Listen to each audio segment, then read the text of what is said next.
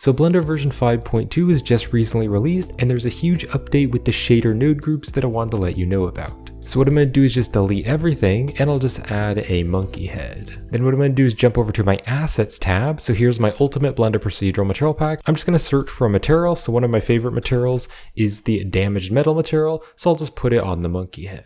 So for example, I can change the size of it. I can also change the metal color. So maybe I'll make it a bit darker. I can also change the damage color. So maybe I'll make it more of a brown color. And I can also change any more of the settings like the rust and details.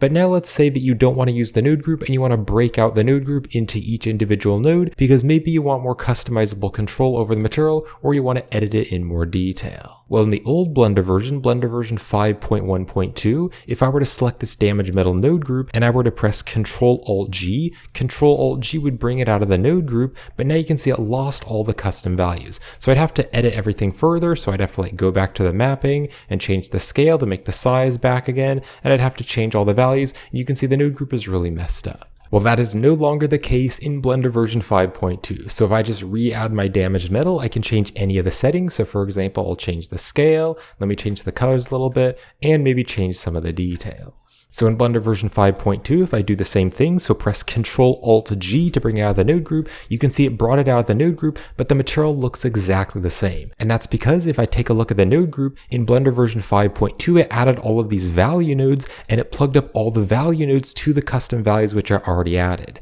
And it's also added the color values, so the custom colors, so I can change that. And what's also so great about this is that it's added names to all the value nodes, so I can easily see which custom value I want to change. And the other great thing is that it's kept the last value that I was using in the node group. So instead of it using the default value, like a scale of 1 for this material, it's kept that custom scale of 3.9. So this is a huge new feature for me and anyone else who commonly uses node groups, and I literally just got a message from one of my customers of my Ultimate Material Pack just a few days ago, and they wanted to ungroup the node group so they could customize it further. They were trying to do some texture baking and some different things, but when they ungrouped the node group, they lost all their custom values, but that is no longer an issue in Blender version 5.2. So this is definitely my favorite new feature in Blender version 5.2. This is going to be so useful for me because I create so many procedural materials and definitely use them in my projects. So I can still customize the material even though I brought it out of a node group. I can change all the values like the rust details, I can change the damage scale and just change all the values. So this is definitely a huge improvement to the shader node groups.